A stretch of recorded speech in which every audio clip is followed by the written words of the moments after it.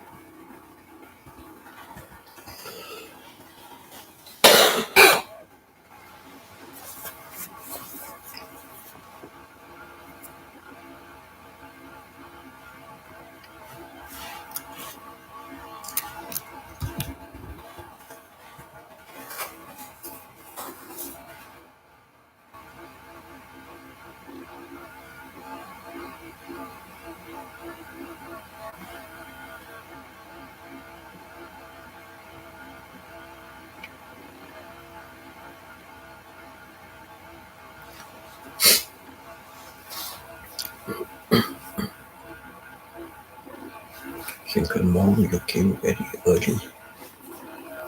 And Chona, you also came very early.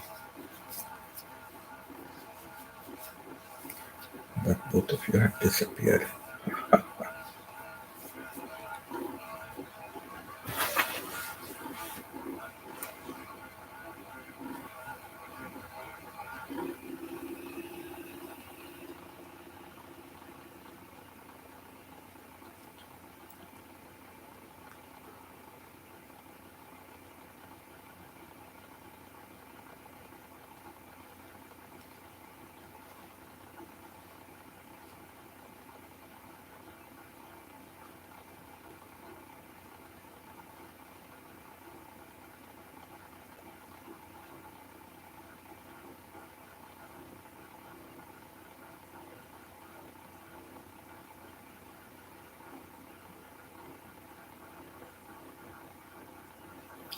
Hello, Pita. How are you? I know you are still exhausted and tired. I understand that.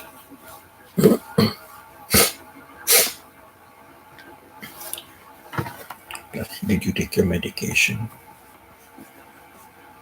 Did you take your medication? Better sleep. After your medication, you should sleep.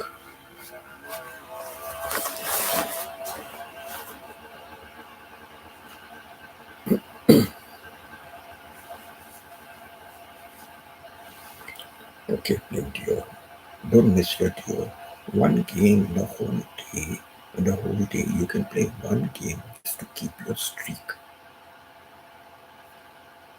Don't lose your streak freeze. You're leaving the house at 4 o'clock in the morning. Just do one game. It takes 2 to 3 minutes, like 2 to 3 minutes. Just play one game and go. Play an old game. Don't play a new game. Play something old which you know the answers to. I told you before many times. Play one game and then go.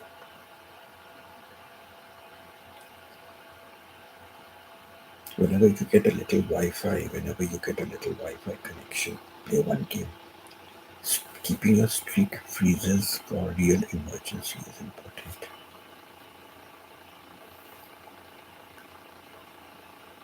Maya number 3 line. Thank you, Maya. Thank you, Insight. I connect.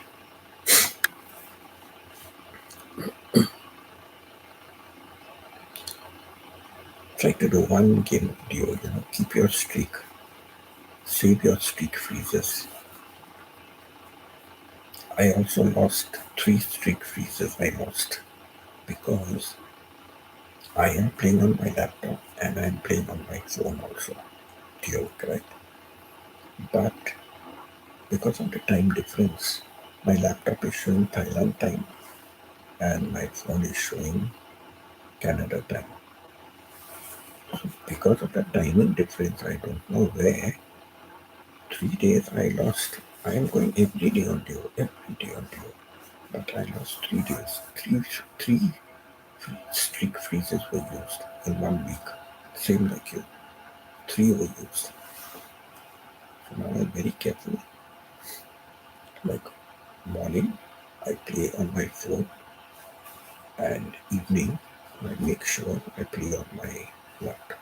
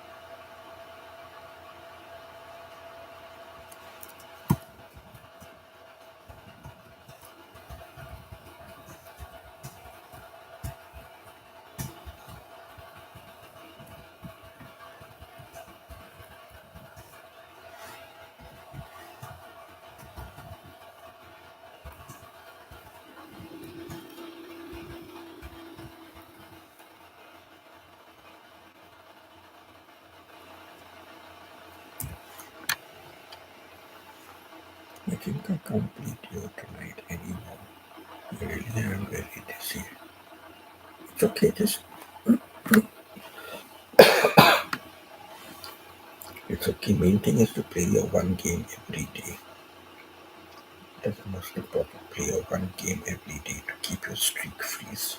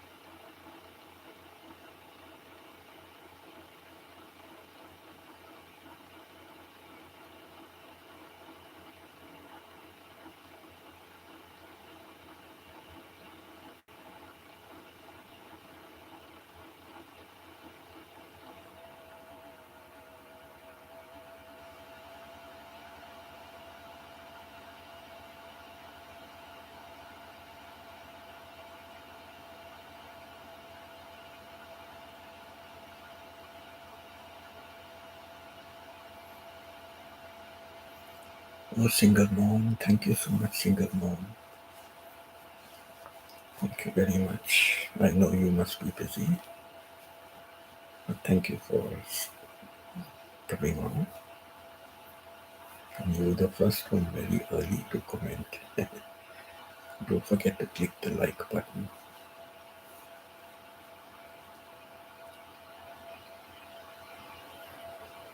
How are you doing, single mom? How are you?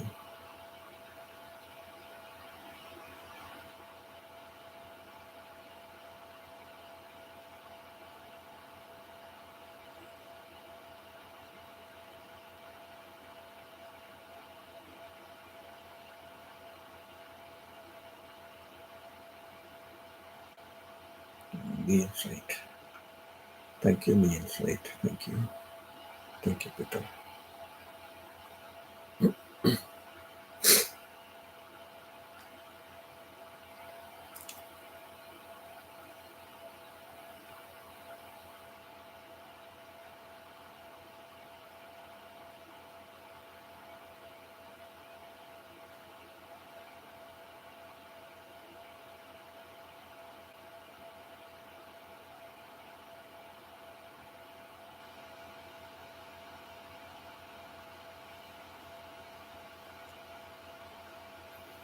Hello, Joyce. Good morning, Joyce. How are you? Thank you, single mom. I appreciate your support, single mom, and Joyce and Peter. Thank you all for being here.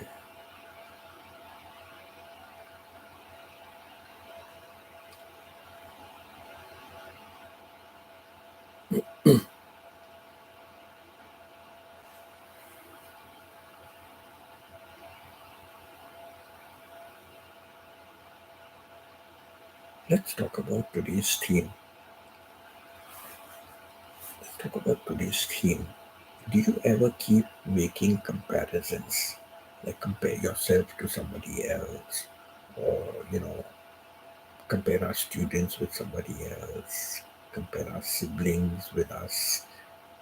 Do we ever make comparisons?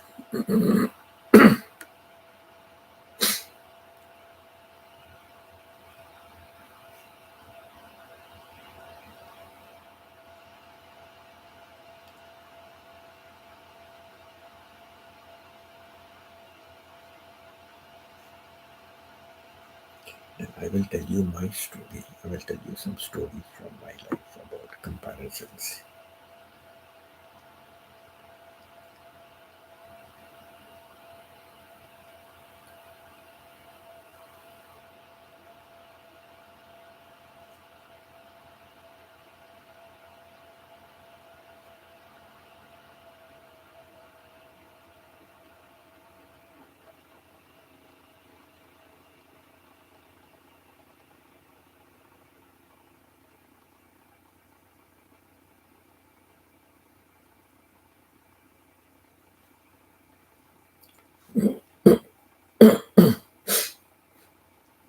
Not just yesterday.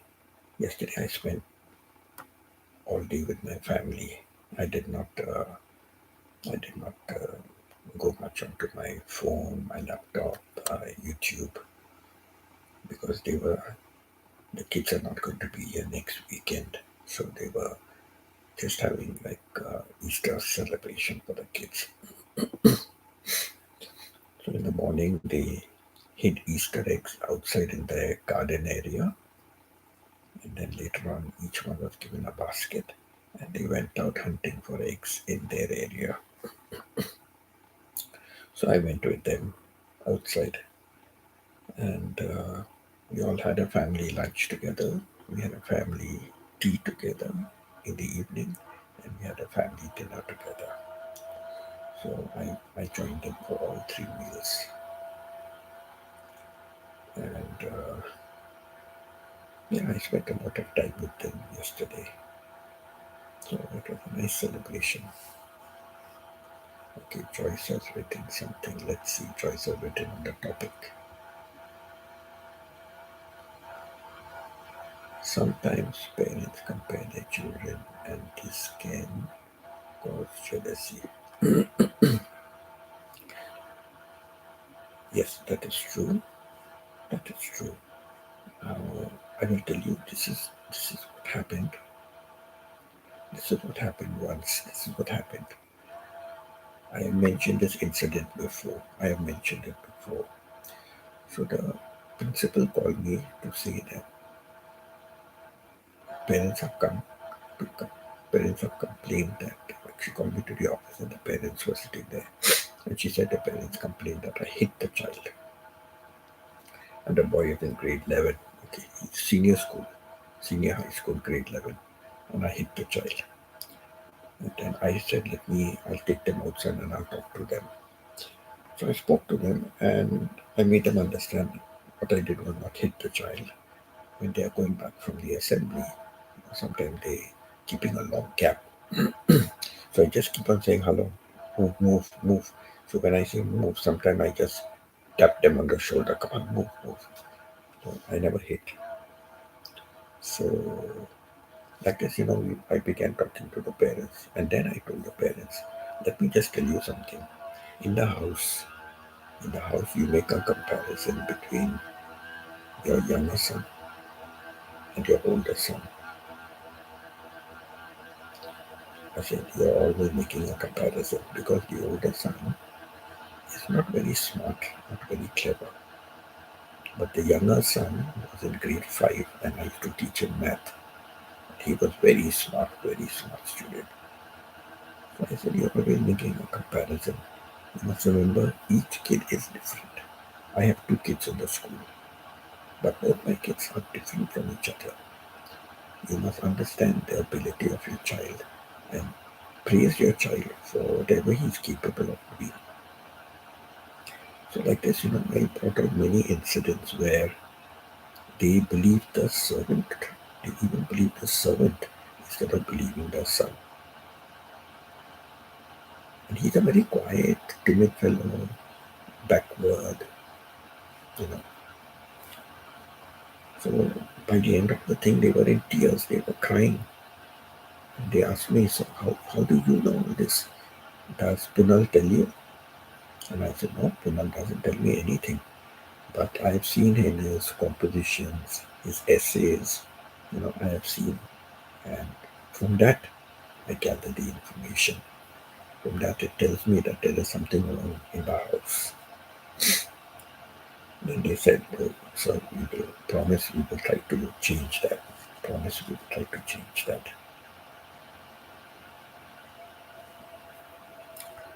So, that is very important. Correct, Joyce. You are very correct. Never to compare two children. Then another thing, I used to compare my daughter to myself. That I used to be good in math. And why is she not good in math? And I used to get very angry with her and all that, shout and yell and beat. So that was the wrong thing I did. I learned later on in life, not to do that. And I stopped. I stopped. But she still remembers it till today. She still remembers it. And now she's improved a lot in math. She's improved a lot.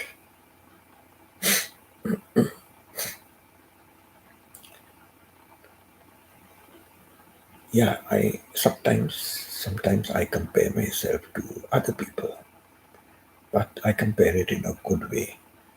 You know, I don't compare financial positions, financial status, money. I do not compare with that. Oh, he has a car, I don't have a car. They have a big house, I don't have a big house. No, I don't make that comparison. But what I compare with is, wow, this fellow has done so much in life. He has achieved so much in life. That motivates me. What can I do? How can I improve myself in life? What can I do to make myself better? So that is how I make comparisons. You know, somebody does something for charity, and you say, "Wow, that's such a nice gesture." Yeah, this is something simple. I could also help somebody, in that way. So in that way, I compare myself. I compare myself to others to see how I can improve myself. See, today is Sunday. The kids haven't got up. They are still sleeping. So it's very difficult for me to talk loudly, very difficult because they are still sleeping. But on school days, they get up at 6:30 morning my time. They get up for school. Then I can talk a little loudly, but sound carries a lot. So yesterday when we were talking, we were just talking about different things, and we came about the topic of hearing. Hearing, and my daughter was saying that my granddaughter has very sharp ears. She said sometimes they are whispering downstairs, and they are talking softly, and she's upstairs in her room, but she can hear what they are saying. Now, sound carries also over here. With these wooden houses, sound carries a lot. When you have concrete walls, the sound doesn't carry that much. But wooden, the sound carries very fast. So then I asked her, I said, oh, so when I'm talking in my room, you can hear me. And when I get up to go to pee, you can hear me because there's just a toilet on the side. And after the toilet is her room. So I said, you can hear me? She's saying, yes, Grandpa. Then she says, Grandpa, you are my automatic alarm. And she started laughing. She said, Grandpa, you are my automatic alarm. Then I realized, my God, I'm going to the toilet, pulling the flush. All that noise is disturbing her because she's a light sleeper. She's taken after me. I'm also a very light sleeper. At least I used to be. I used to be.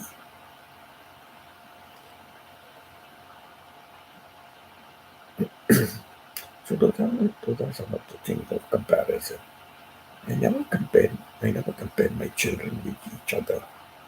But teachers also compare the students, right? They compare among students. Teachers compare students also. But I have never compared. I've always believed each one is different. Each one has their own qualities. Some may be good in some way, bad in some other way. But we have to give them credit. We have to encourage them, right? We have to encourage them to bring out their potentials, whatever they have, whatever they're capable of doing. You know, so we have to give them credit for that. Yeah, certain things they have to do. They have to study. They have to understand the lesson. They have to understand a math problem. So those ways, there's no way out. They have to do it, but we can help them. We can encourage them. Like I gave you examples before, when weak students gave an answer. It wasn't a perfect answer, but it was close to the main answer. I used to praise them a lot. I used to praise them a lot, and that would spur them on. That oh, we are capable, because the students who are not clever, they never put up their hand. It's always the clever students. They put up their hand and they keep on moving the hand as though we cannot see the hand. They want to answer, but I always give the weak students a chance to express themselves. And if the other students laugh or snicker or something, I always tell the other students, no, you should be happy that one of your friends in the class is expressing his knowledge, or her knowledge according to what they understand, according to what they understand. And each one of us understands differently, you know. And I always give the example of half of a glass of water that is half filled. So we can say that the glass is half filled with water. But what about somebody who says the glass is half empty? It's perfectly right, the glass is half empty and the glass is having half water. So, it's perfectly right. It's half filled with water or it's half empty. Those who say it's half empty are thinking out of the box, right? And thinking out of the box is very, very important for many, many things. So, this is one thing which is really good. Never compare. Unless you, I don't know, but if I compare for a good reason, I compare so that I can improve myself, I can do better in life, then yes, why not? Why not? So compare for good reasons, not for finding fault or something like that.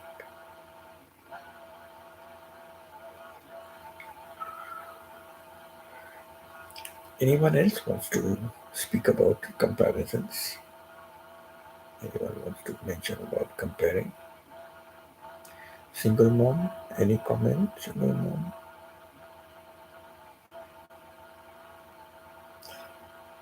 Single mom? Why don't you tell us what is your name and where you are from? I'm sure everyone would like to know your name and where you are from.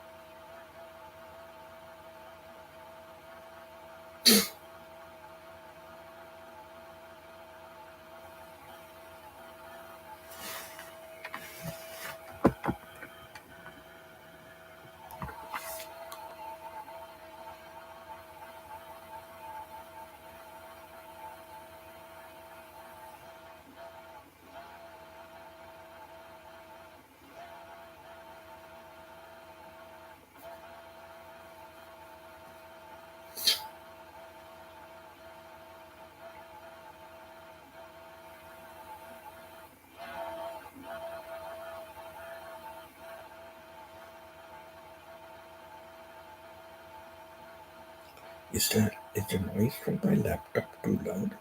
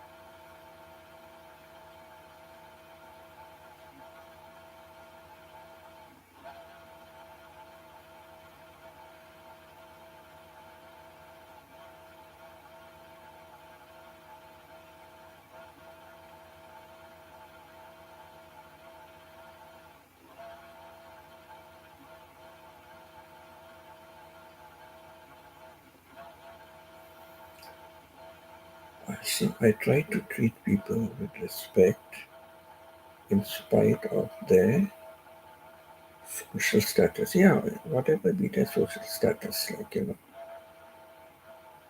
we need to respect people. We really need to respect people. But each one is different, each one.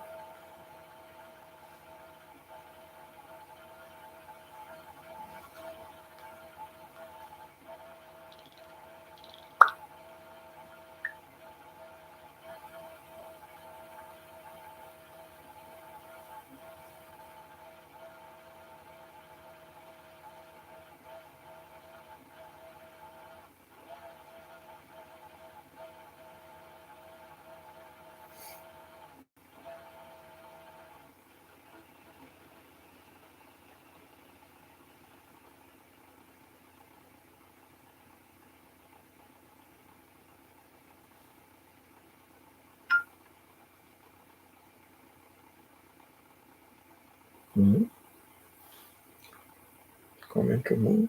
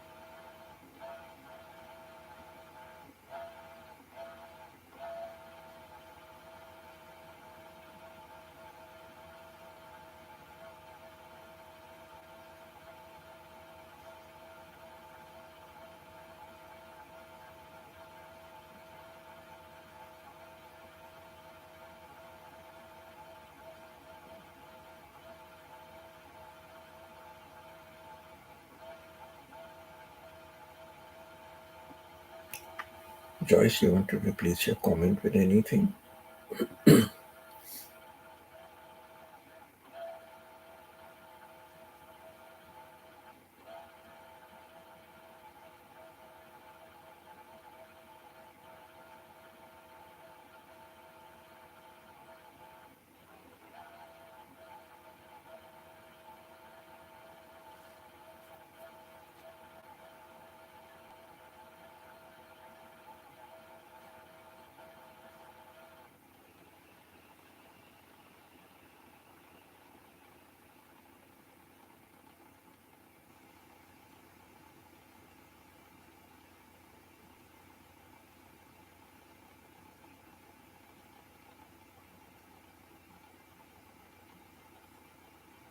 Good night, Pita. Good night. Sleep well.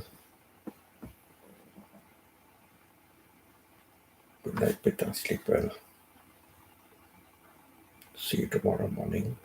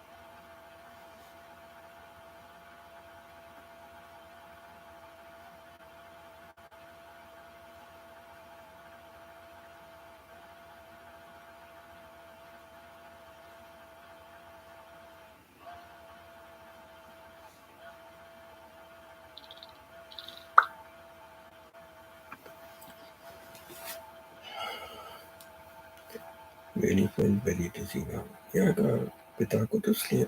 I told you before also. After your medication, you have to sleep. Take care. See you on the other side of the world.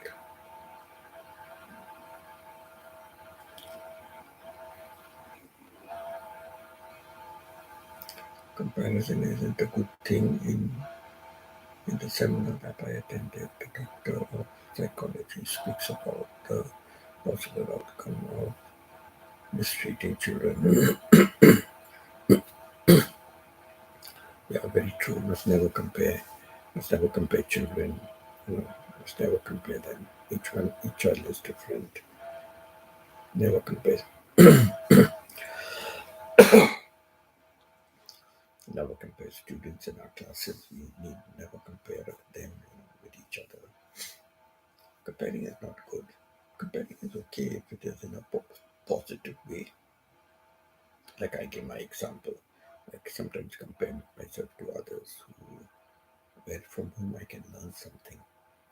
Like if they can do it, why can't I do it? Like so to improve myself, to become better. So it's not really a comparison. It's just that I say, oh wow, this guy is good. He can do this. Let me try it. Let me try that method. Let me try that way. Let me see if that is good. So comparison in that way. It's not really a comparison, but it is like a good way to learn something. To learn something from someone. Hi, Stephen. How are you, Stephen? Nice to see you here.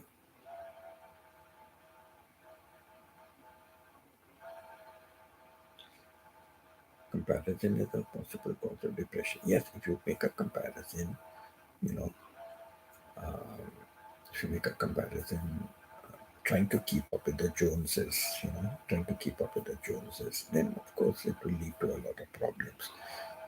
You know, your neighbor has a car, so you also want to have a car, and you try to keep up with that. They have a big house, you want to have a big house. No, as we say in English, you have to cut your coat according to your cloth, right? So if you cannot afford it, you cannot afford it. That's it.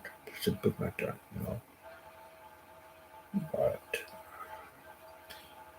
But like I say, like, somebody is doing well and there's something I can follow. That's why I speak about life experiences.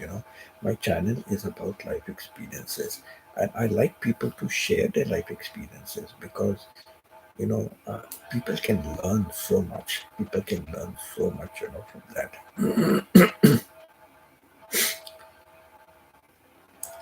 And there's nothing like, which is too small or too big. Nothing. Because even from small things, people can learn. Like I always remember this YouTuber. He was saying, when you're putting up a YouTube, do not think, oh, this is a very petty matter, this is a very small matter, oh, this is a very common thing, everybody is doing it. So what's the use of putting up something like that? But he always gave this example, and I've mentioned this on my live stream before.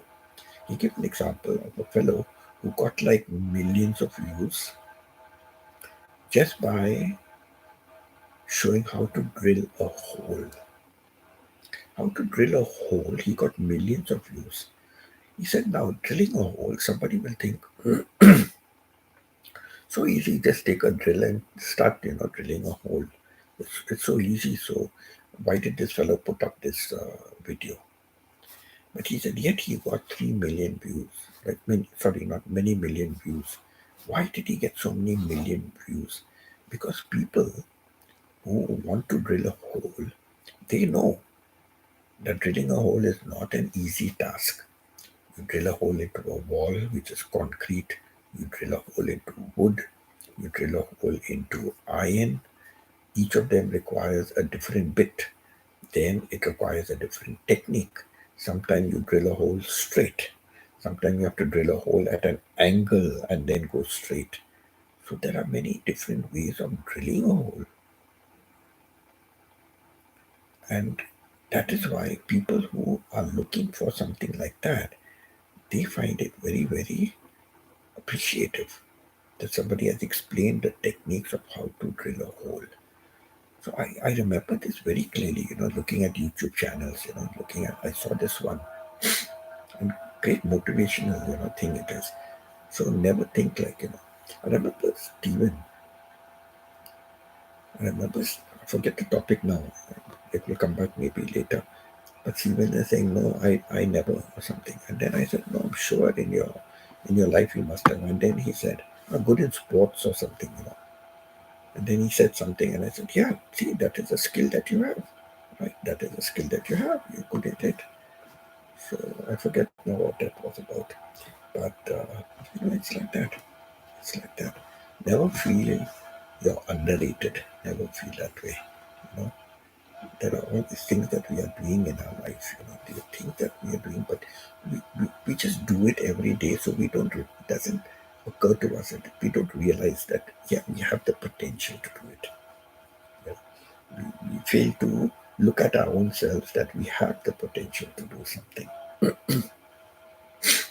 And that is why, as teachers, we look at the potential in our students. Everybody is not clever, everybody is not intelligent, but each one has their own potential, right? And it is our duty as a teacher to bring out that potential of that student and use it to his advantage, right? Use it to his advantage. That is why I don't believe in formal education. Formal education, everybody is learning the same subject, everybody has to learn the same standard, the same question papers given to everybody. Everybody cannot study in the same way. That's why they started with what is called differential learning. Differential learning. It is a lot of extra work for the teacher to, do a lesson with differential learning and handle the kids in a different way for the same lesson. The same content, but teaching in many different ways.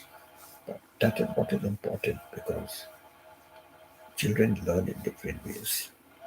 Some like to remember, some like to see, some like to do things. So each one learns in a different lifestyle and different pattern. So when we teach also, we have to teach differently. We cannot teach one method and expect everyone to understand.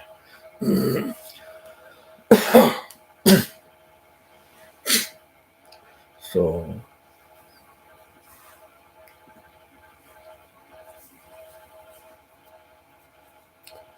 we need to recognize that. So I feel comparison in a good way to improve yourself, in a good way to learn something good that people have. Now, Stephen is very good in archery with a bow and arrow. I am useless, correct? But if I visit Stephen, I would like to try, I would like to practice.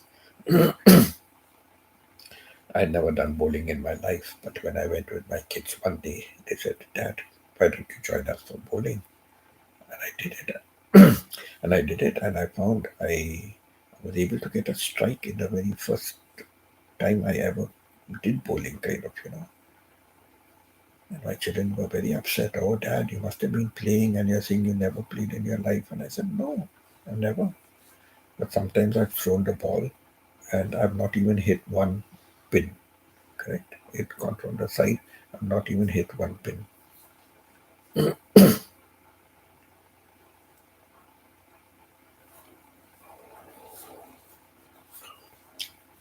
Here we were having good weather, but then it snowed one day, and then the weather became again a little cold. Yesterday I went out Easter egg hunting with the kids. They can watch them searching and finding the eggs. And I went with my jacket. I had to put earmuffs. The, the wind blowing, icy cold wind it was. I kept my hands in my pocket. I put my earmuffs, my jacket. I was okay.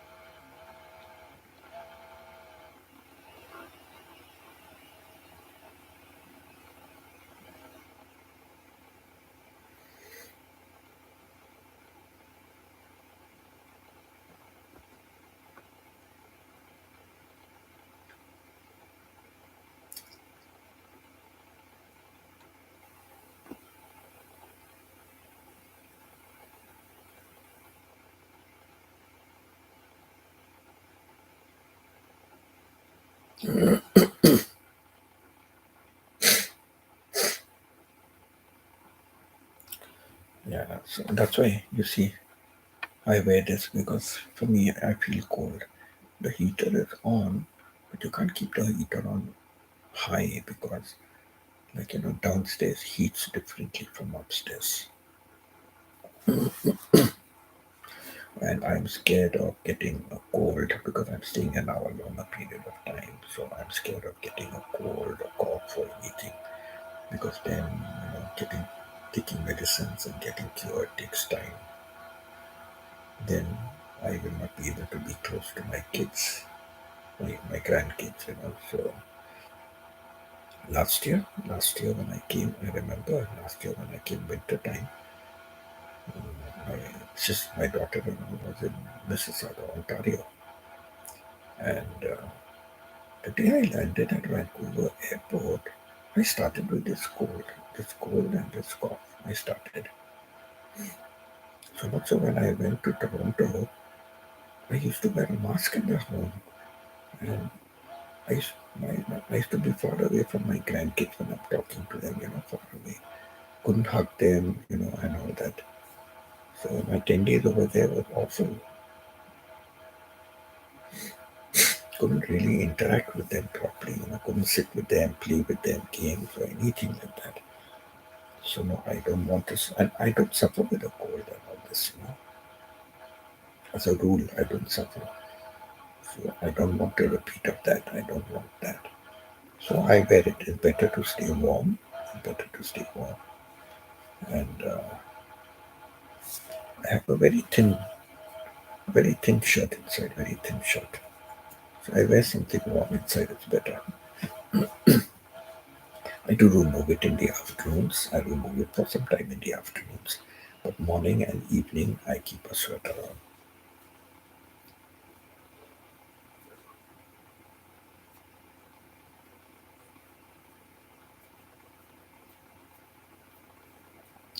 So Jamaica still gets rain at this time.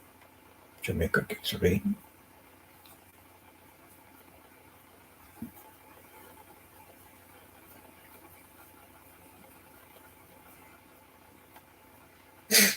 I know many parts of Southeast Asia, they get rain in December.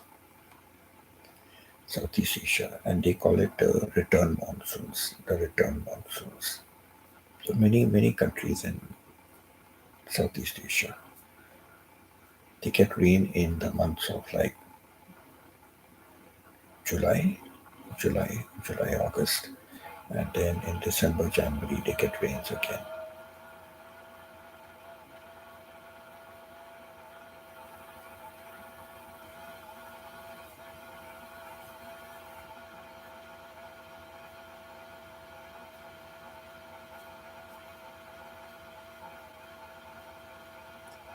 No problem, Joyce. Just get your family together, bake a turkey, and you have it Thanksgiving. You can have Thanksgiving in Jamaica. You don't have to go to US for Thanksgiving.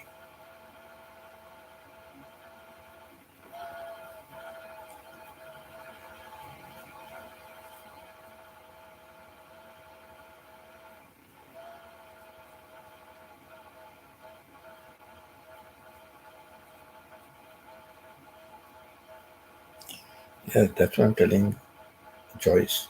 She doesn't have to go to US for Thanksgiving. Just gather family and friends at her house, cook a nice turkey, and finished. She can have US Thanksgiving in Jamaica.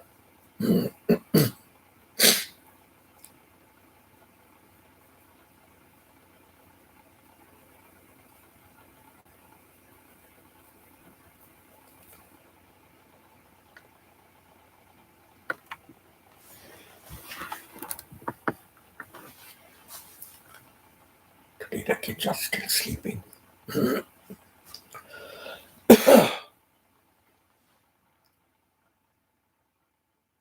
Kids are still sleeping today.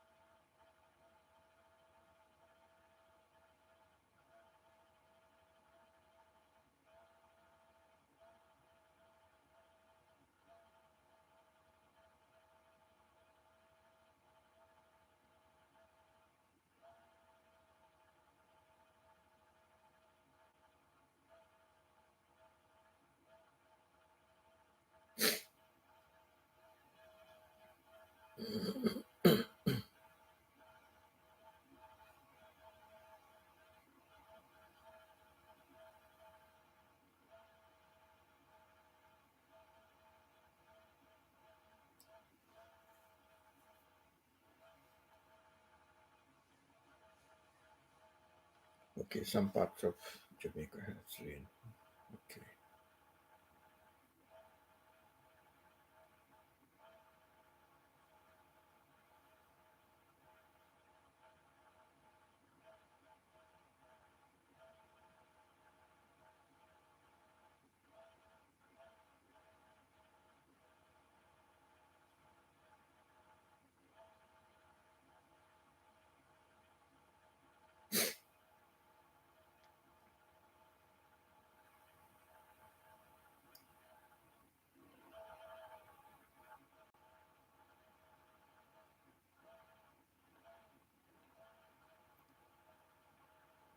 Droughts are never good all by less influx of it.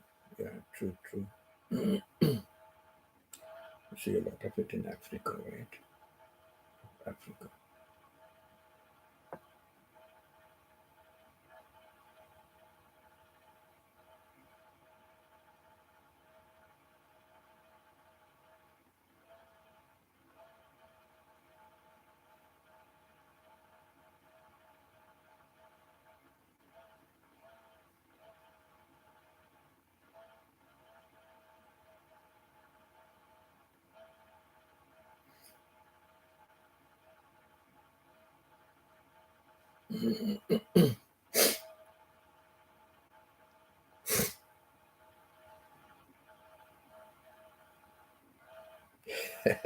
I know you said you want to experience it in US.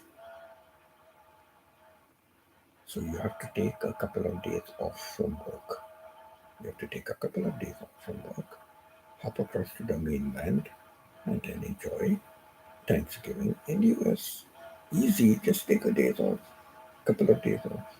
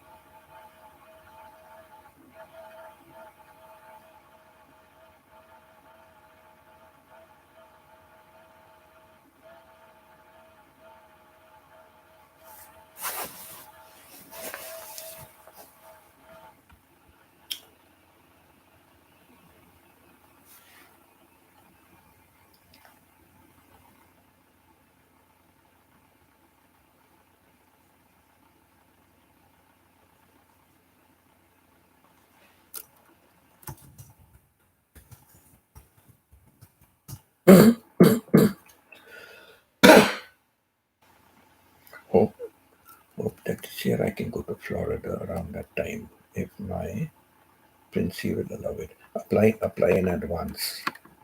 Why don't you apply in advance?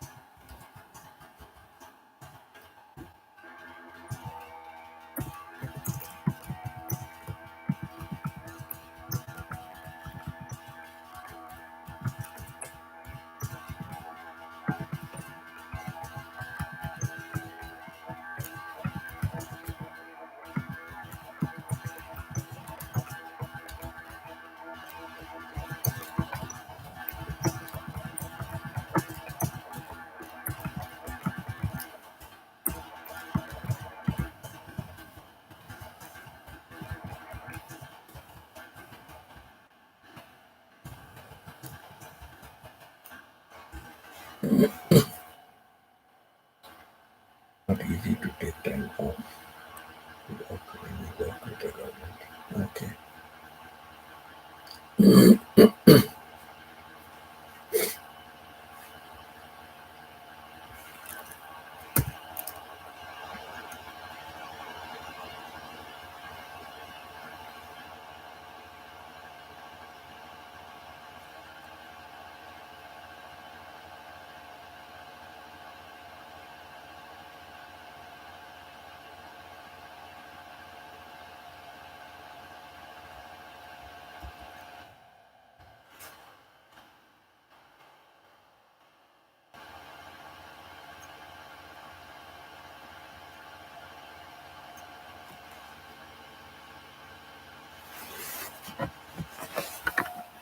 Oh, really?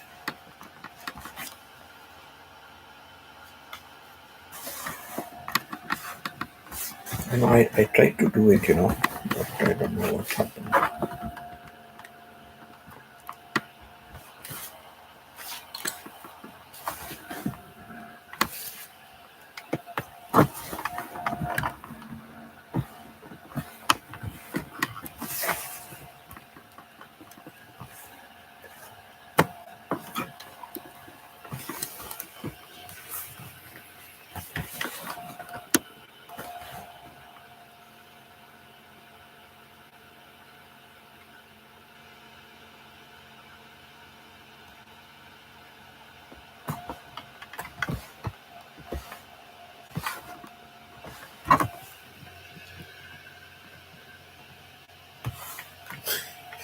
Stephen, that's a good one. Take the leave and then come back and say sorry.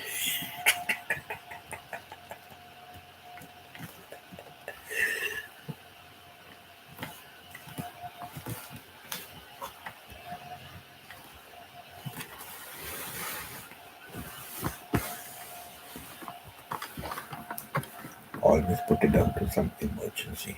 Some emergency.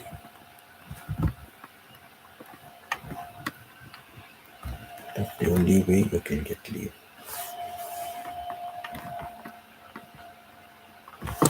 You know,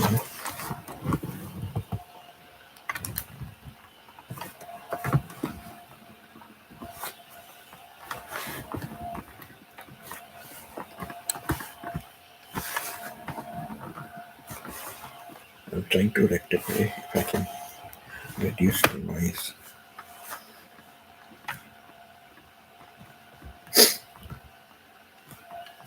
See, I'll tell you something.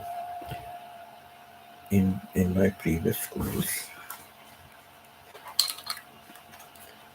I'm sorry, I'm trying to rectify the noise, but it's not getting less.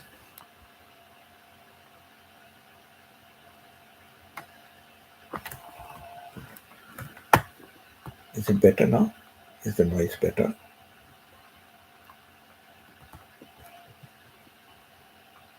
Is the noise better?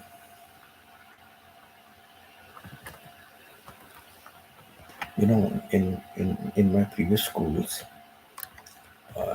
if teachers wanted an excuse for anything, they would come to me.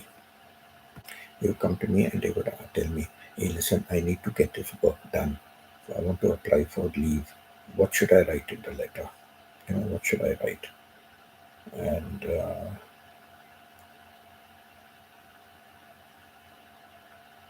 yeah, I have to really beat it up. I beat it up in the morning, it was okay. But now when I'm doing live stream, it's difficult to beat it up. So, they used to come to me. So what should I write in the letter? How should I word the letter? So I used to give them all the excuses possible.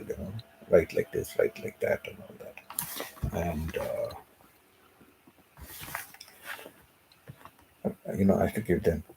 And one day, like I told them, hey, when I become principal, don't come and give me all these same excuses back again because, they are all my excuses. So I know all about them. I used to joke with them like that. Like there was one teacher in the junior school, the KG. And we never used to interact with the KG teachers. They were a separate building and everything was separate. I think the noise is good now. Stephen, tell me.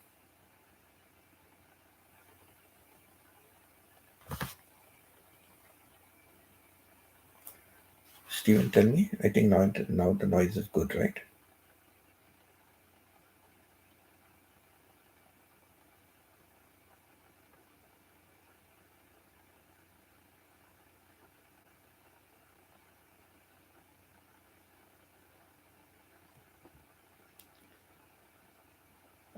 I have to use acupuncture with my noise is much better. Yes, I have to use acupuncture with my laptop. I have to go, trying to find out which is the correct spot.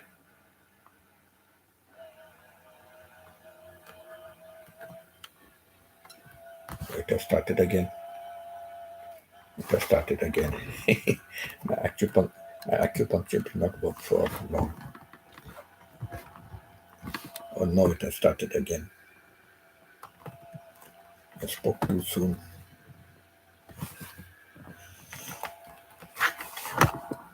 I have to find the right spot. Oh no, it's getting louder.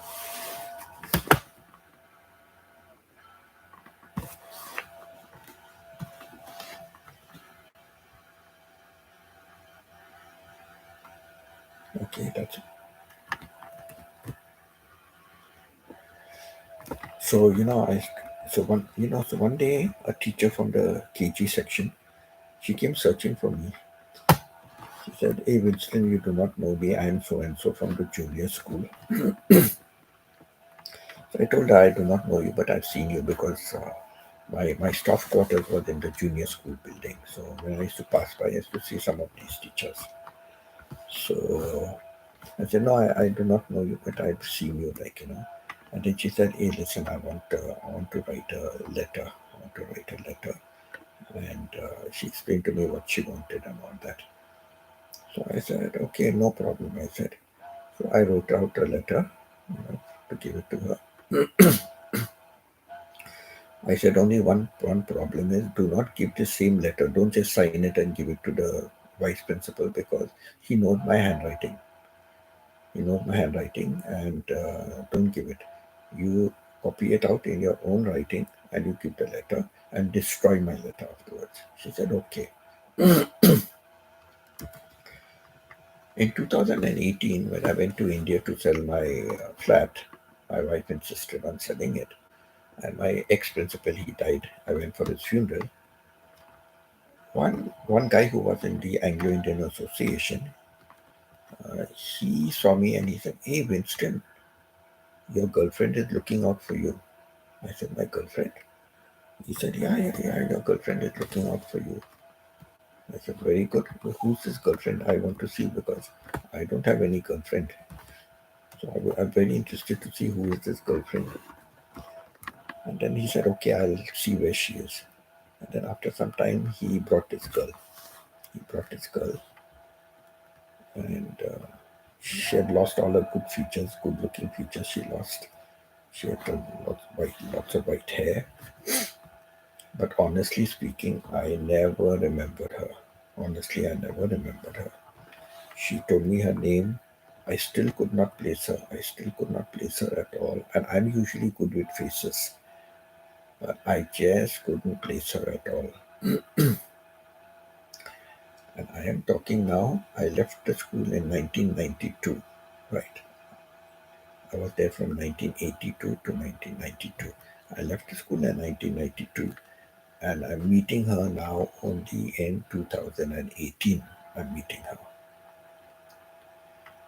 And the other thing is like I said, I did not have much interaction with them in school.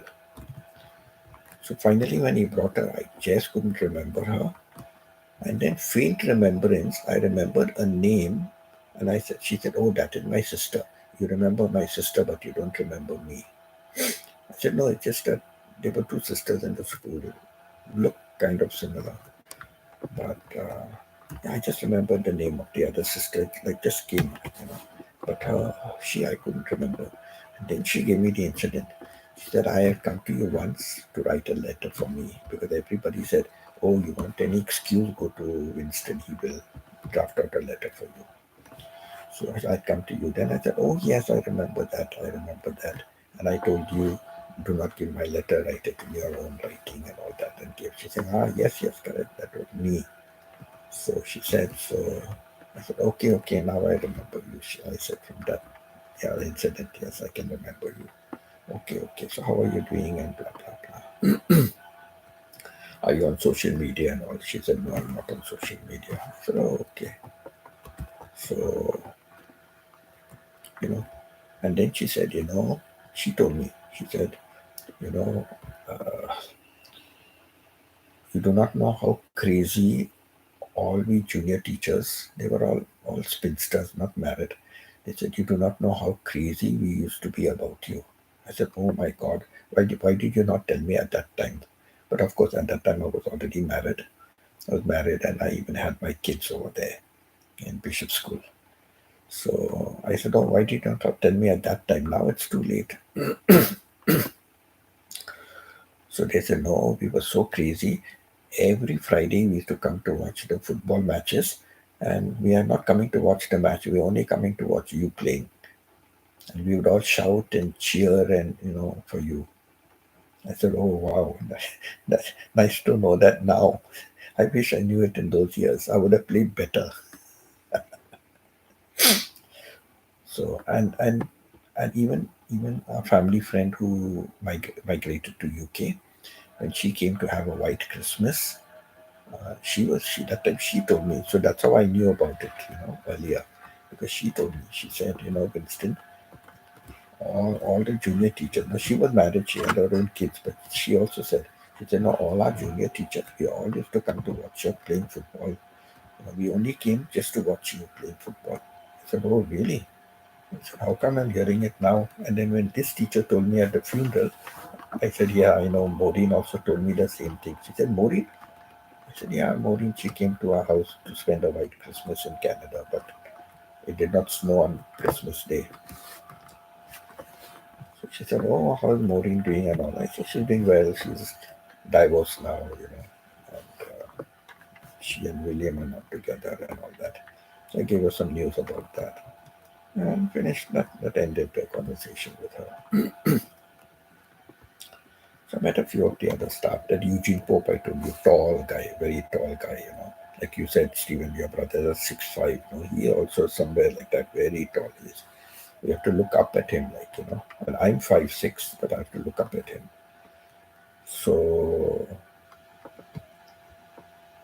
yeah, so I met him also. So I asked him, how still going with your rifle, shooting pigeons? He said, yeah, I still do that. He used to look after so many animals, and they were outside the school quarters, and it was outside the classroom, the balcony, like the veranda. He used to use that. He had those cages, he had rabbits, he had doves, he had, oh, don't talk, he had 101 bloody things. And the principal, many times the principal told, get rid of all that. This is on the school premises. It's outside the classroom. It's not healthy, it's not healthy for the students and all that.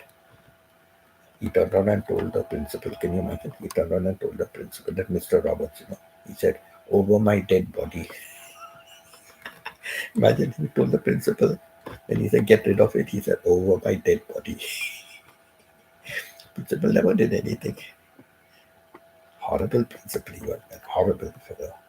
Today when I see, people praising him and everything, I just wonder how they can be such hypocrites, hypocrites.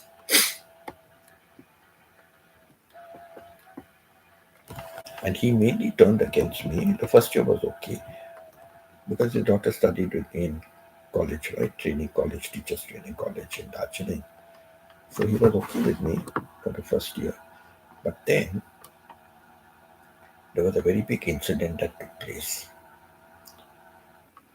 The principal's daughter had an affair with the head boy of the school. Okay, the principal's daughter had an affair with the head boy of the school. When that happened and it came to light, the principal expelled the head boy. He expelled him from school. And this was like in the month of January. And in the month of March, the boy would be appearing for his board exams, grade 10 board exams. And he was in that school right from KG. He was in that school right from KG to grade 10. And the principal expelled him from the school, which means he did not even sit down for his exam. He did not sit for his exam. It ruined his education. All the 10 years he spent in school was of no use. It ruined his education. It ruined his life for him. Everybody took up for the principal's daughter. She was not teaching in the school, but she lived with her father in the school. And not only that, she was already married. She was married and she had 2 kids. And she was living in the junior school building at one end, and I had my quarters at the other end. So she's a married woman with 2 kids and having an affair with a school child. And they used to go up to the terrace and meet and do all their things on top of the terrace. Anyhow, so everybody sided with the school principal that could you remove the child from school. But I sided with the boy, and I made no bone of contention. I spoke openly and I spoke loud, and I said that was the wrong thing to do. She's a mother and a wife of 2 kids, and a mother of 2 kids and a wife, and she's having an affair with a senior boy. For him, it is infatuation. Correct? Oh, a married woman. For him, it's infatuation. But where was her head? Where was her head? Not to carry on an affair like that. So I said, it's not the boy's fault, it's her fault. Because I was openly talking like that, the principal got against me. From that time onwards, he was always against me.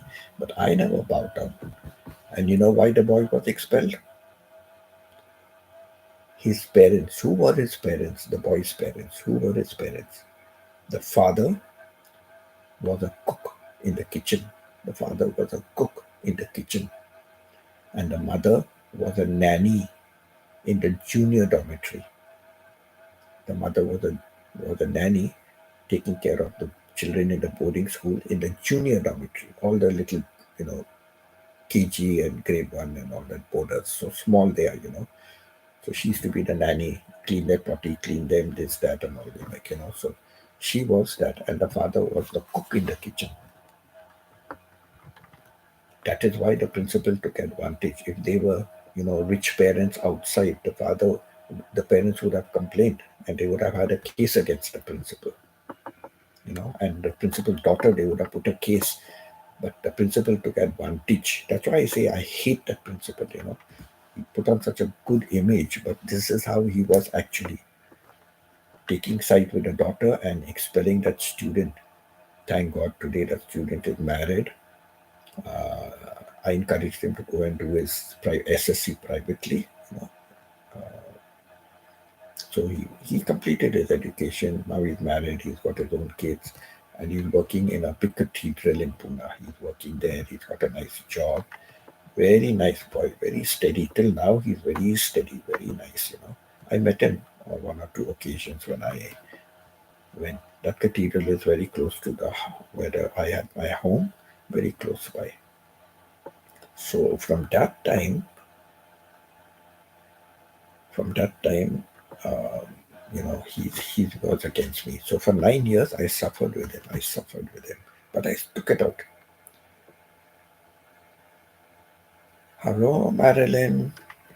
Marilyn, after a long time you have joined here. Very nice to see you, Marilyn. Very nice to see you, Marilyn. So nice to join with all the others.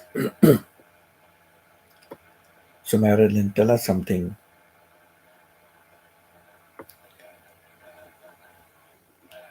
Which part of Philippines are you from, Marilyn? Which part of Philippines?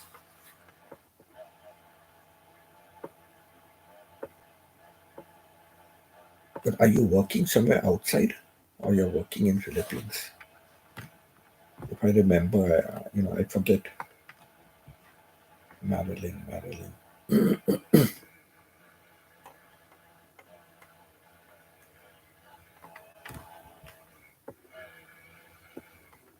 I forget whether you said you're from Philippines, but you're working outside some other country. I'm not sure. Maybe I'm mixing up. There are so many, OFWs, right? So many OFWs. So, Madeline, where in Philippines are you from? I must try and remember.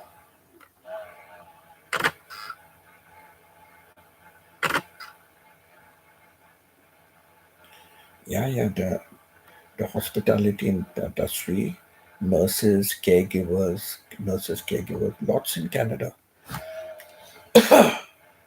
Lots in Canada. The PSW who used to come and give my wife a shower every morning. The PSW. The PSW was for a Filipino. Very nice lady. She really cared for the patients, she really cared for the patients. Very nice lady she was. Very gentle, very kind, very caring. And she took an extra liking to my wife. Very nice. She was there with a full family. Her husband and two children she had. The eldest was a boy, the younger was a girl. She was doing well for herself over there. Lots of Filipinos in the caregivers and PSWs. So, Marilyn, which part of Philippines are you from? Which part of Philippines are you living in? Which city, province?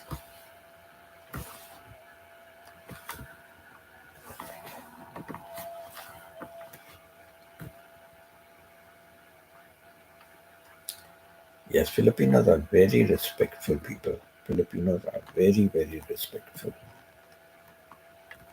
Very respectful. Oh, single mom, nice to see you back, single mom.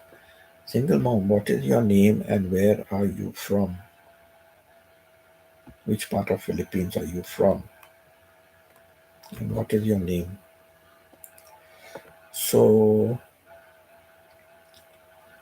yeah, Marilyn, which part of Philippines are you from?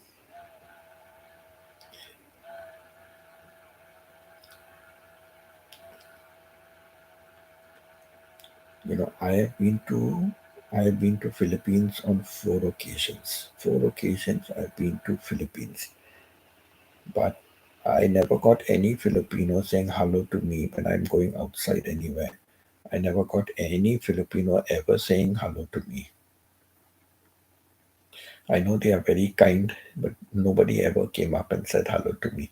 If I said hello, they will say hello or smile or something, but I never had anybody coming up to me. Stephen, I think now the noise is gone. I've been trying from that time. I'm trying all the pressure points, and I think now the noise has gone. Am I right? Or maybe the noise is very, very low. Marilyn, which part of Philippines are you from?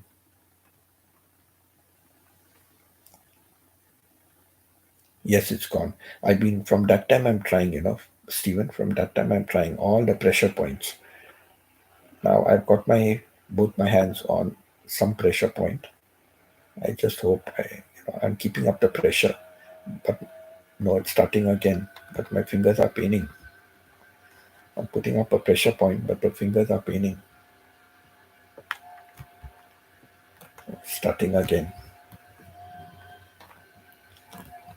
I wish I had some needles to push into the laptop.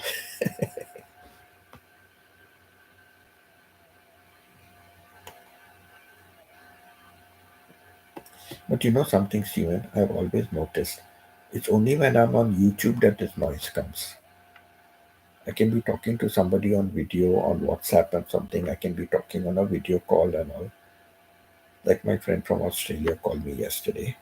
For him, it was already Sunday. For me, it was Saturday night. But he called me, and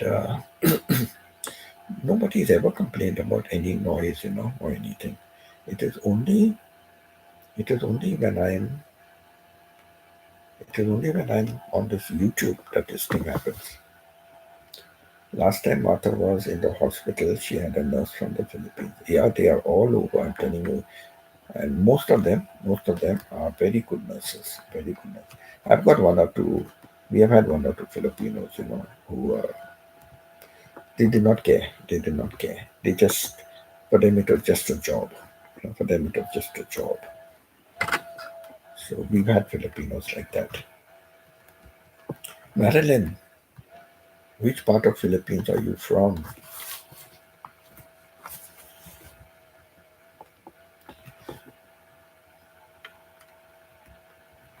Okay, take care, Marilyn. Take care. Bye. Take care. So yeah, really, Filipinos, they are very caring. They are very caring. And that's why Filipino nurses are loved everywhere. They're given very good preference. And if they've done some training in Philippines, it's valued. It's valued a lot. Their, their nursing thing. And even Filipino teachers, lots of Filipino teachers in Thailand. Lots of Filipino teachers in Thailand. And Thailand also, respects and education that the Filipinos have in Philippines. And nurses, caregivers, and all, yes, rampant, rampant. They are in all parts of the world, Filipinos. I think if all the Filipinos return back to Philippines from all over the world, there'll be no place in Philippines to live. Hey, Stephen, the sound is gone fully now.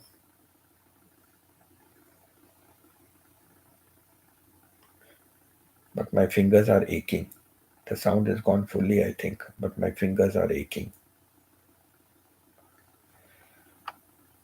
When a person is ill, you really need somebody who is kind and loving to care. Yes, they mustn't take it as a profession. They mustn't take it as a profession. You know, there has to be that human touch, especially in the nursing career. You know, the hospitals and all. They have to have that.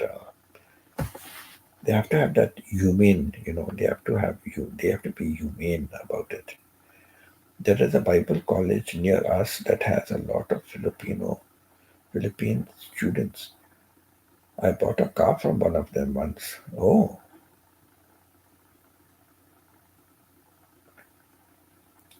okay. Talking about that, yes, I think Filipinos are also very religious, very staunch Catholics, very religious. I think most of them have very good voices because even in Dubai, the Dubai Roman Catholic Church in Dubai, the choir was mostly all Filipinos. Hardly there would be one or two other people, but mostly all Filipinos. You know, the choir was made up of all Filipinos in the Dubai church. I think it's still that way, I'm sure. And lots of Filipinos attending the church service. But yes, they were all in the choir and good voices, good voices. So that's another plus point for Philippines. I love, I love Filipinos. That's why I want to go and settle down in Philippines. And I hope this time when I settle down in Philippines, I am able to meet some of the good Filipinos. I have met some good Filipinos. Uh, Pita is one of my best friends. You know, it's Pita and myself. We met through LinkedIn. Pita and myself we met through LinkedIn. So next month, April will make 3 years that I know Pita. Very nice person, very nice person.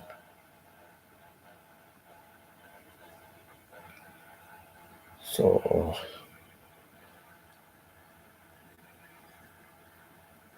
that PSW worker from who used to come to give my wife a shower. One day when she came back from Philippines, she brought the red chilies. You know, in Philippines you get a variety of red chilies, which is very spicy. Very spicy means extremely spicy. If you eat those chilies, smoke will come out of your ears. You know, it's like that. Smoke will come out of your ears. So she brought because she knows I love spicy food. So she brought that, and really, if I took just my mouth is watering. My mouth is watering. If I took just two chilies, you know, to eat with my food, oh my God, I would have to take small bites. Small bites. They were so spicy. She brought me a whole packet. It must have been a half a kilo or something like. You know, she brought me a lot.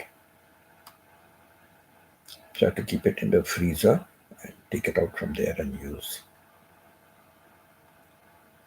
Yeah, that's red chilies in Philippines. I don't know what variety it is, but very spicy. Very spicy.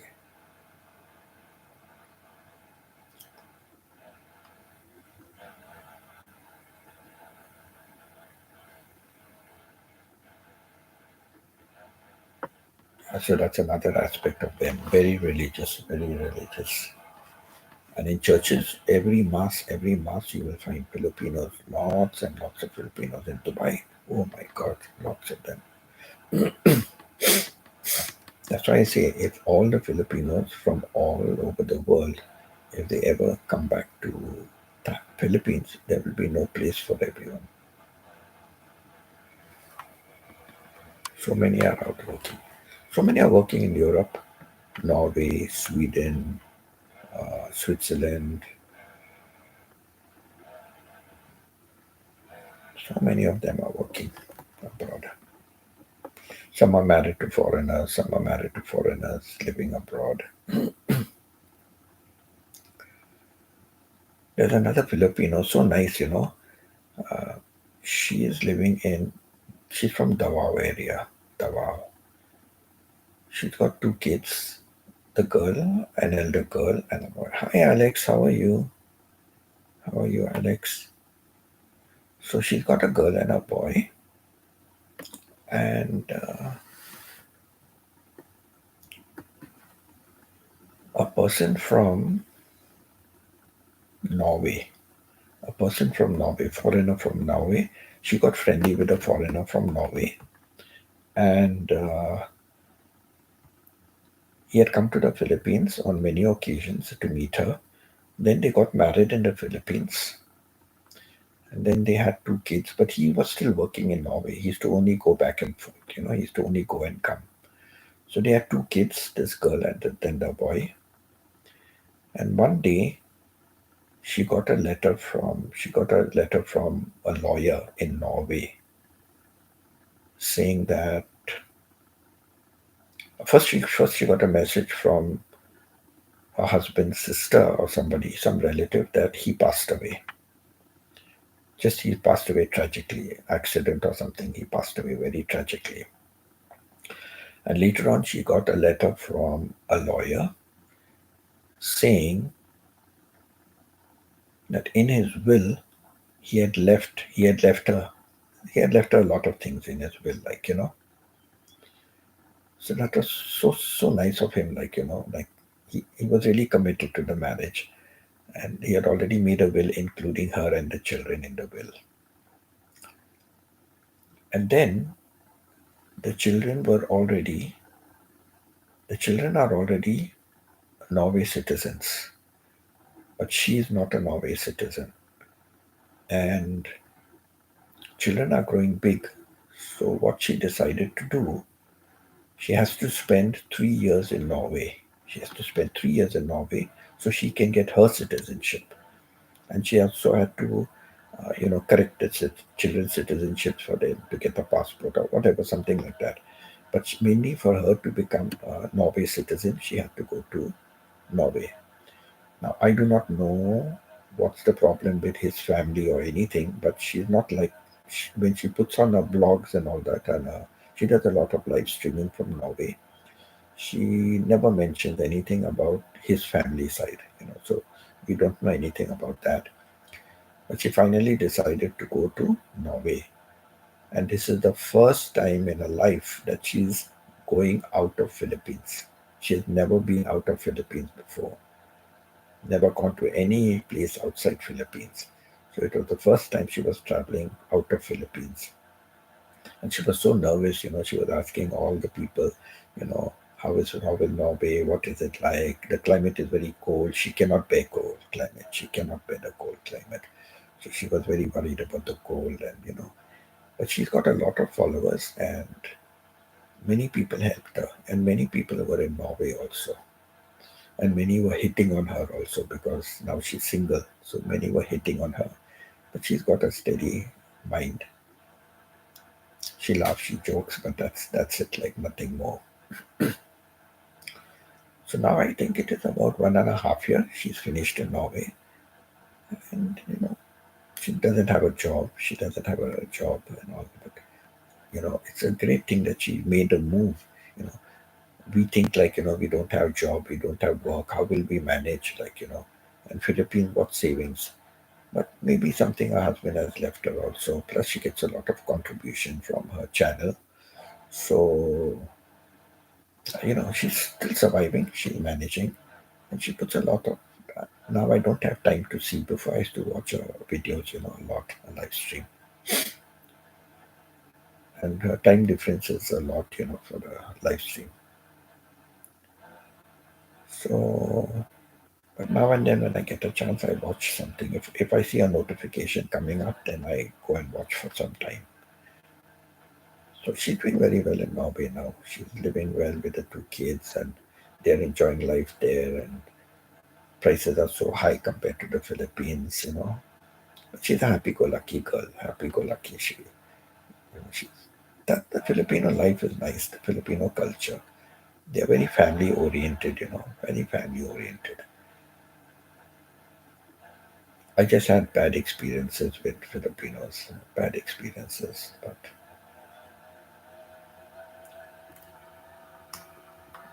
oh my God, Stephen, that noise is starting again. So maybe my finger pressure is becoming less. So yeah, so Filipinos really kind-hearted, very caring. So the nursing profession really suits them, and even the teaching profession would suit them because they would be kind with the students and they would know how to teach the students and they would care, pastoral care for the students would be there. Like we had another Indian PSW also. We had an Indian PSW. We've had Jamaican PSWs. Sorry, sorry, sorry, Joyce. Sorry about that. But the Jamaican, the Jamaicans were the Jamaicans who she had. They were not good. We had Jamaicans working in our office, and they were very good people, very nice, very jovial. But we had altogether, we had I think two Jamaicans who came to PSWs who came to work, but nasty. For them, it was just a job. And one person was extremely rude. We had to make a complaint and stop her from coming. We had to make, and she had the audacity to call my wife and say, "Oh, so you complained about me?" She had the audacity to call and ask. She was very rude, very rude. So yeah, sorry about that choice, but bad experience we had with the two Jamaicans who came. But the Filipinos good. Even the Indian, like I said, she used to talk and laugh and joke, but very very moody and only only think of doing something. Now my wife brought her to spend extra hours. Towards the end, they gave my wife extra hours. So somebody to come and just be with you. She used to come and instead of talking to my wife, she would sleep. I used to tell my wife, what is wrong with you? Get somebody else. They are supposed to spend time with you. You know, they can tidy up her closet, fold her clothes, according to what she wants. Anything to do for herself, not for the house. No cleaning the house, no nothing.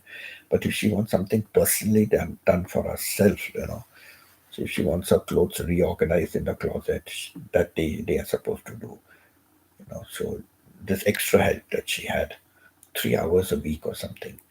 So, you know, so they have to do that for her. Anything personal for her. If she said, "Could you just cook up a scrambled egg or make a sandwich for me?" then they would have to do that. They were coming for that extra help. And it's good money for them. PSWs are earning a lot of money in Canada. A lot of money they earn. Salary was more than what I was getting in an office, kind of. It was more than a security guard's job. And then what happened? They get many clients. Oh, some client wants you to come and read to them. So this is on the sideline.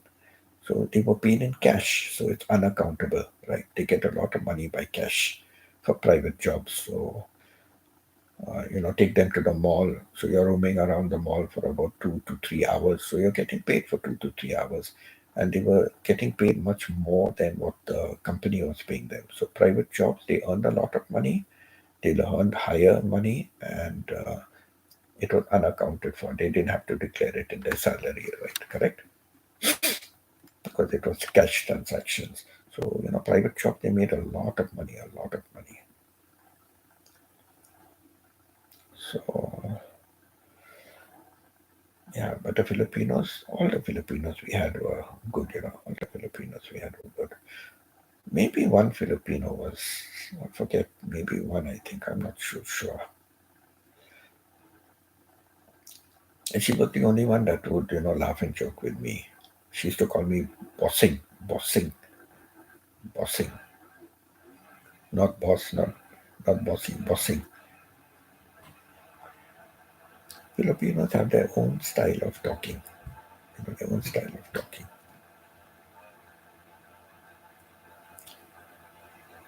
Like we will say conception. They will say conception, conception.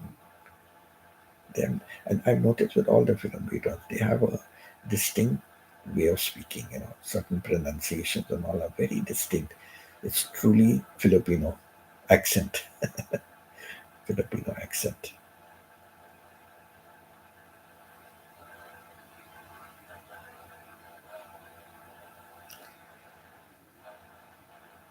Hi, Del.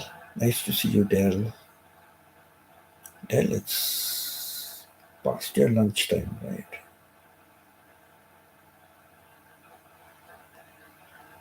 What is it now?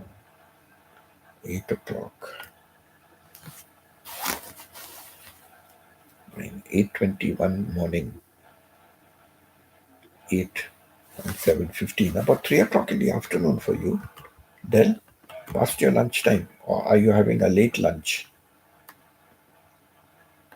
It's past 3 o'clock for you, right? At 3 o'clock afternoon for you, almost 3:30. Late lunch or just a break? Good to see you, Del.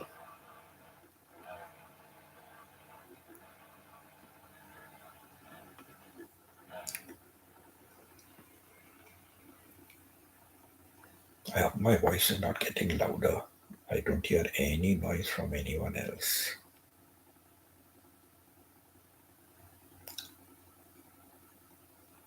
Sometimes when I'm talking, I get carried away. My volume increases and my rate of talking increases. I begin talking faster.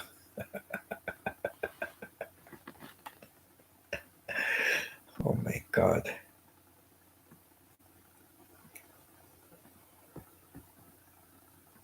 I remember before Pita used to say, you need to slow down so that we Filipinos can understand you. I said, if I talk any slower, I will drop off to sleep. Instead of talking, I will drop off to sleep myself.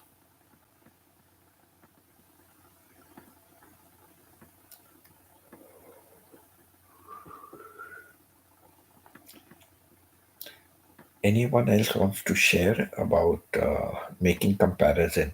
Stephen, Del, Alex, Marilyn has gone off. Peter has gone to sleep. Single mom peeped in and gone. So,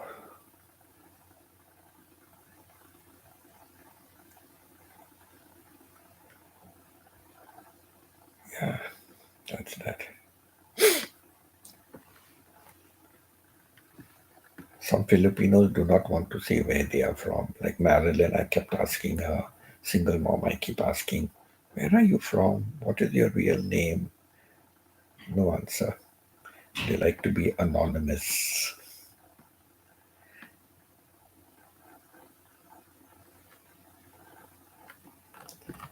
Okay, Stephen, I'm leaving the laptop. My fingers are aching. My fingers are aching. So far, so good. No sound, Stephen. I'm not going to move. I'm not going to budge.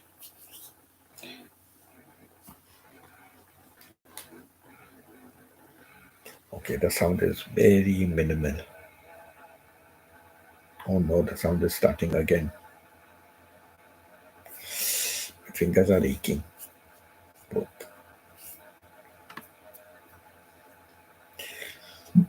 I'll have to bring a rock from outside and keep the rock on my laptop.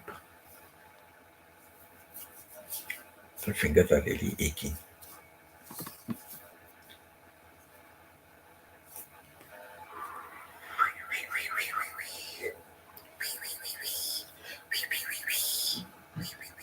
Anyone wants to comment on relationships? No, not relationships, on comparison, making comparisons between you and others, making comparison with siblings, making comparison with children. Any of you want to comment on making comparisons?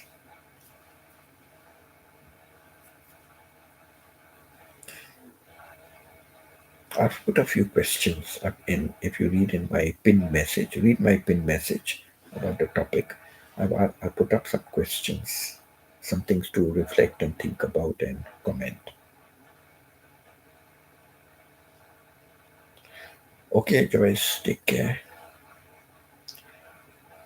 Have a good day, Joyce. Have a good day. Take care.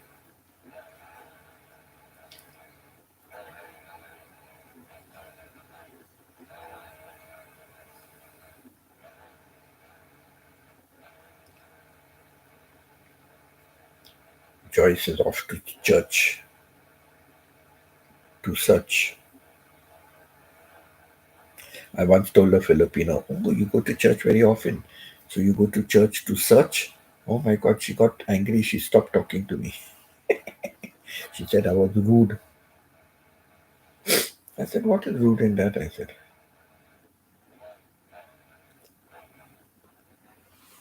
"Take care, Joyce. Take care. Thank you for being here." I try not to compare people. True, true. Each one is different. Each one is unique in their own way. Good night to those persons in the Philippines. Yes, some of them are already in dreamland. Like Pita. Pita is in dreamland. She couldn't keep her eyes open. I saw a comic once, Tom and Jerry comic, and Tom, he's trying to stay awake. He cannot stay awake. He takes matchsticks and he puts it in his eyelid and down. Matchsticks he puts to keep his eyes open. So sometimes even as an adult, you can enjoy some things in the Tom and Jerry. You can enjoy.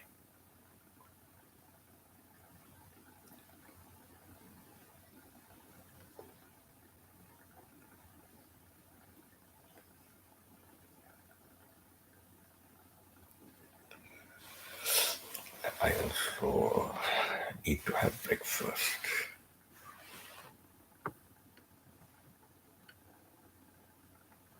So you are saving the best for the last when I'm leaving. What was the best? What was the best that I'm saying last? I forget. I say so many things. I say so many things, so I don't know what is the best that you can always hear the end when you get up or when you're busy, when you have free time, you can hear the end. You have been from the beginning, so come to the end of my live stream and hear only the ending of my live stream. So you will get the best for the last. Always you keep the best for the last, correct? When we used to be given food to eat, I was just telling my grandchildren yesterday, when we used to be given food to eat, we had to eat everything in our plate. You don't say, I don't like this, I don't like that. Eat everything in your plate. Take a little bit, don't waste. Take a little bit, don't waste. You want more? There is food, take. But don't waste. So these two things about food: no wasting and eat everything on your plate. Now, sometimes there were some things we did not like. So what we would do, we would quickly eat that and swallow it with water. We'll just stuff it in our mouth and swallow it with water. And then we will keep the food we like to eat, we will keep it for the last to enjoy the food. And also, whenever I'm eating, I like all the food, but there's something I may like the best. I will keep little of that for the last. I will keep a little bit of the last. So the last taste in my mouth is the best food that I like.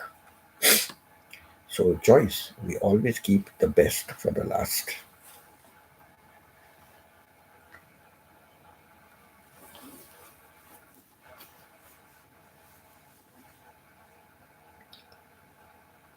Okay, guys, it's Sunday today. Everybody's sleeping. I'll have to have breakfast.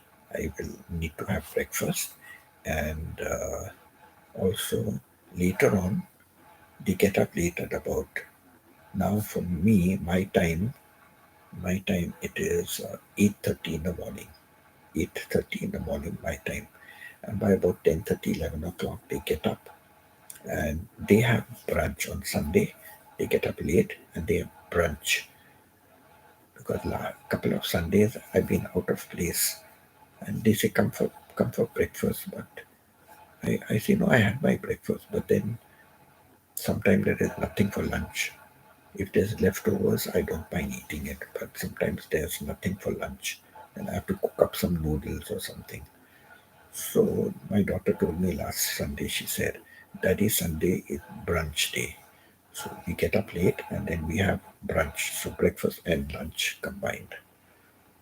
So this Sunday I will keep that in mind. So I'll quickly have my breakfast. I'm used to breakfast, lunch, and dinner. So I will have my breakfast quickly and hopefully I can have brunch. When they are eating, I will eat. I hope it's at 11:30. Then I can eat.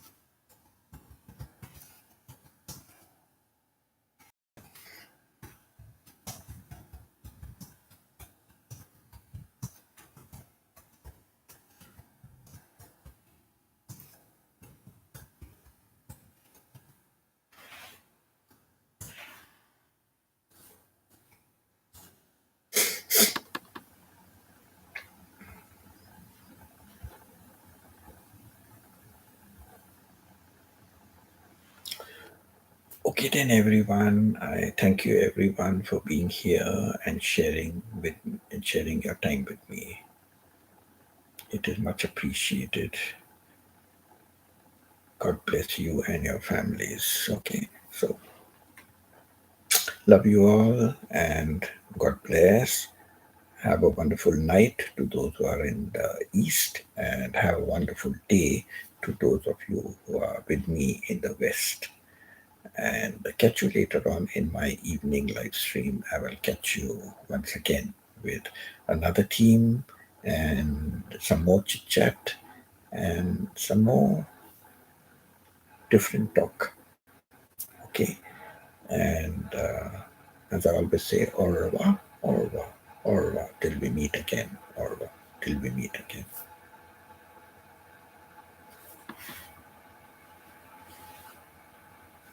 Bye.